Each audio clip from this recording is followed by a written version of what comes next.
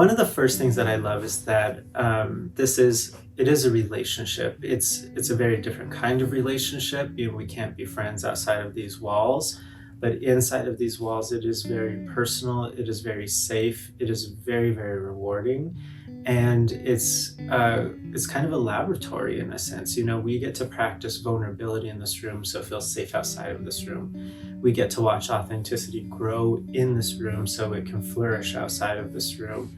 With that being said, one of the things that I love about working with clients here is that it becomes a relationship that I take with me outside of this room, because it means so much to me in this room. So getting to know my clients, watching them grow, celebrating with them, supporting them.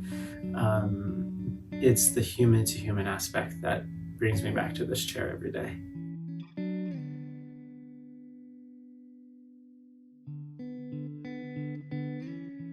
I grew up in a home with really heavy conservative religious values. Both of my parents are ministers in a very conservative denomination, and I grew up really, really afraid of who I was, afraid that people wouldn't accept me, afraid that I was somehow inherently damaged, and so I naturally hid. I was very, very shy and lived what felt like two lives. One life where people got to know the good parts of me, and another life where I was hiding the part of me that I thought was damaged. And so, as a little kid, I continued to kind of just hide, feeling as though I was earning value from people by letting them see who I thought they needed to see. When I was going through college, I realized that hiding who I was wasn't possible anymore. I was way too anxious, way too depressed, and feeling just so overwhelmed by who I was not becoming. And so I decided to look for a therapist, and at the time there were no queer therapists that I could afford or that I could even find. So I decided to become the therapist that I needed and start a clinic where I wouldn't be the only one, but it would be a clinic for the I am. So I am damaged, I am disordered, and a clinic where queer and trans therapists could help change those narratives into I am whole, I am authentic, I am enough.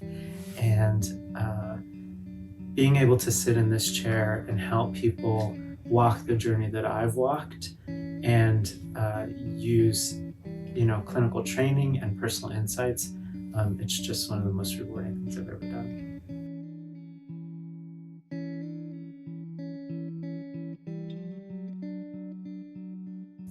As the founder and owner of iAmClinic, one of the things that I hope that all of our clients experience is the ability to create the love lives and relationships they crave, even the one that they have with themselves, and that might be the most important.